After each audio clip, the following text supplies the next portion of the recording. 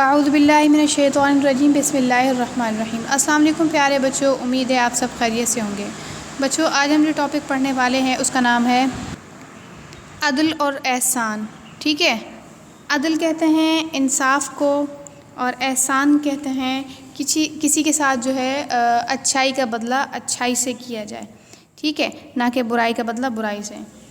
اس کو ہم آدھا اس سبق کو پڑھ چکے تھے، ٹھیک ہے۔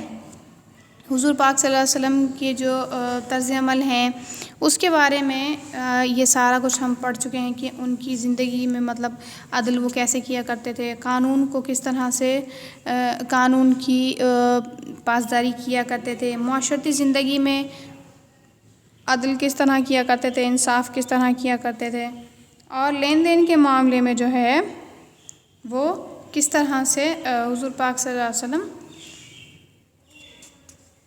رویہ رکھا کرتے تھے، یعنی کہ ان کی کیا طرز عمل تھا۔ تو اس طرح سے ہم نے آپ کو مطلب 2 سوال دیے تھے حل کرنے کے لیے، ٹھیک ہے۔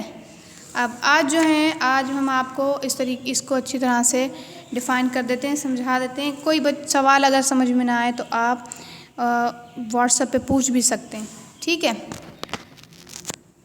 تو حضور پاک صلی اللہ علیہ وسلم کی زندگی میں مطلب اس طرح سے اپنا عدل رکھا کرتے تھے، اپنی نجی زندگی میں یعنی ذاتی زندگی میں اپنا اس طرح سے عدل رکھا کرتے تھے۔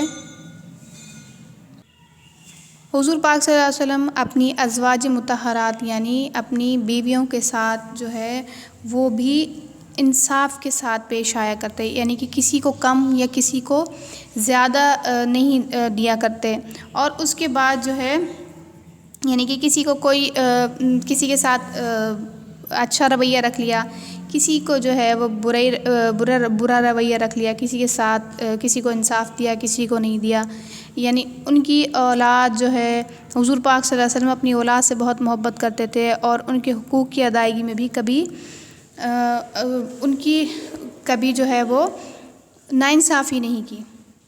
حضور پاک صلی اللہ علیہ وسلم جو ہے عدل کا تقاضا مطلب اس طرح پورا کرتے تھے کہ قانون اور قاعدے کے حساب سے رشتہ داروں کو بھی رعایت نہیں کرتے تھے، یعنی کہ اگر جو بات ہے تو وہ ہے، اگر رشتہ دار غلط ہیں تو سزا ان کو بھی ملے گی، ٹھیک ہے۔ حضرت عباس حضور پاک صلی اللہ علیہ وسلم کے چچا تھے، وہ غزوہ بدر میں قیدی بن کر آئے۔ انصار کے بعد بعض افراد نے کہا کہ اگر آپ صلی اللہ علیہ وآلہ وسلم اجازت دیں تو ان کا فدیہ چھوڑ دیا جائے۔ حضور پاک صلی اللہ علیہ وسلم نے فرمایا خدا کی قسم تم اس فدیے میں سے 1 درہم بھی نہ چھوڑو، یعنی جب وہ قید ہو کے آئے تھے تو ان کو جو ہے اس کا مطلب اپنی دینا تھا کہ ان کی جو مال غنیمت ہے وہ قابو کر لی جائے، اپنے حصے میں کر لی جائے، یا ان کو جو ہے اس کا جیسے فائن بھرنا پڑتا ہے اس طرح سے ان سے فائن لیا جائے یا نہیں لیا جائے۔ تو حضور پاک صلی اللہ علیہ وسلم نے فرمایا کہ بے شک یہ میرے چچا ہیں، لیکن ان کا مطلب 1 روپیہ بھی ان سے کم مت کرنا میری وجہ سے یا قانون کی وجہ سے، کہ قانون ہے تو قانون ہے، دینا ہے تو دینا ہے۔ معاشرتی زندگی میں حضور پاک صلی اللہ علیہ وسلم کا جو عدل تھا وہ اس طرح تھا کہ ایک مرتبہ حضور پاک صلی اللہ علیہ وسلم مال غنیمت تقسیم فرما رہے تھے کہ ایک شخص نے آپ صلی اللہ علیہ وسلم پر منہ کے بل جھکا۔ حضور پاک صلی اللہ علیہ وسلم کے ہاتھ میں کھجور کی پتلی سی چھڑی تھی جس کے لگنے سے اس شخص کے چہرے پر نشان پڑ گیا۔ اس پر حضور اکرم صلی اللہ علیہ وسلم نے فرمایا آؤ قصاص لے لو۔ اس شخص نے کہا میں نے آپ کو معاف کر دیا، یعنی کہ حضور پاک صلی اللہ علیہ وسلم نے فرمایا کہ مطلب تم بدلہ لے لو مجھ سے کہ میرے ہاتھ سے تمہارے منہ پہ چھڑی لگ گئی ہے، تو تم چاہو تو مجھے بھی مار لو یا کچھ بھی کر لو۔ تو اپنی زندگی کے آخری ایام میں نبی اکرم صلی اللہ علیہ وسلم نے خطاب فرمایا کہ جس کی پشت پر میں نے کوڑا مارا ہو تو یہ میری پشت ہے، وہ اپنا قصاص لے لے۔ یعنی حضور پاک صلی اللہ علیہ وسلم کے مطلب وصال سے کچھ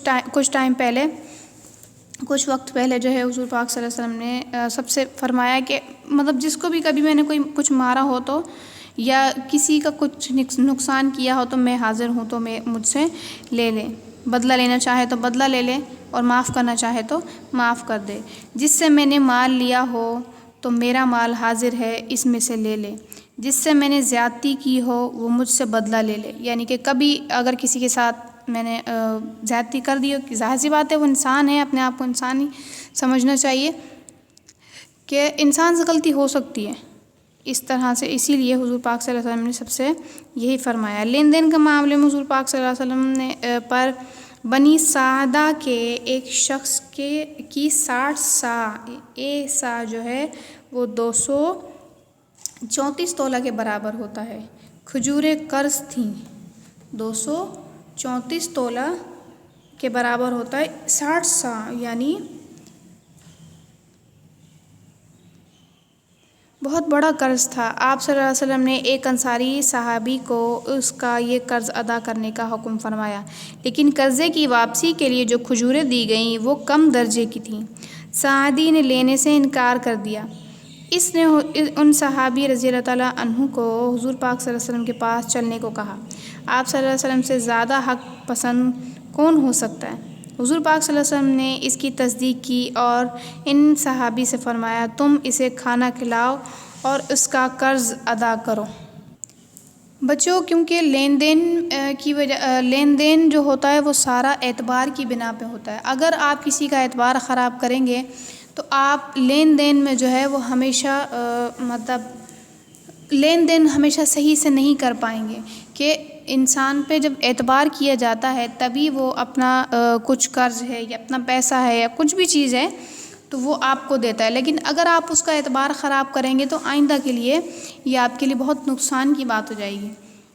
تو حضور پاک صلی اللہ علیہ وسلم کی جو احسان کی مثالیں ہیں، احسان کرنے والے کو محسن کہا جاتا ہے۔ حضور پاک صلی اللہ علیہ وسلم کی محسن انسانیت ہیں، اپنے رشتہ داروں، دوست، جن کو جانتے ہیں ان پر بھی، جن کو نہیں جانتے ان پر بھی احسان کیا کرتے ہیں۔ صلح حدیبیہ کے زمانے میں 80 آدمیوں کے ایک دستے نے حضور پاک صلی اللہ علیہ وسلم کو قتل کرنا چاہا، لیکن کامیاب نہ ہو سکے۔ گرفتار ہو کر حضور پاک صلی اللہ علیہ وسلم کے سامنے پیش ہوئے۔ آپ صلی اللہ علیہ وسلم نے ان کے ساتھ بھی احسان کا معاملہ کیا اور انہیں چھوڑ دیا، یعنی کہ ان کے ساتھ ان پہ احسان کیا کہ آپ لوگ ہمیں مارنا چاہتے تھے لیکن ہم نے آپ کو چھوڑ دیا، تو یہ احسان ہو گیا۔ قریش کے مظالم اور اذیتوں کا جواب بھی حضور پاک صلی اللہ علیہ وسلم نے احسان کے ساتھ دیا اور ان کو معاف کر دیا۔ بچوں، آج کے آپ کے یہ سوال ہیں کہ نبی اکرم صلی اللہ علیہ وسلم محسن انسانیت ہیں، اس سلسلے میں چند مثالیں لکھیں، ٹھیک ہے؟ یہ سوال ہو گیا۔ اس کے بعد جو ہے آپ کو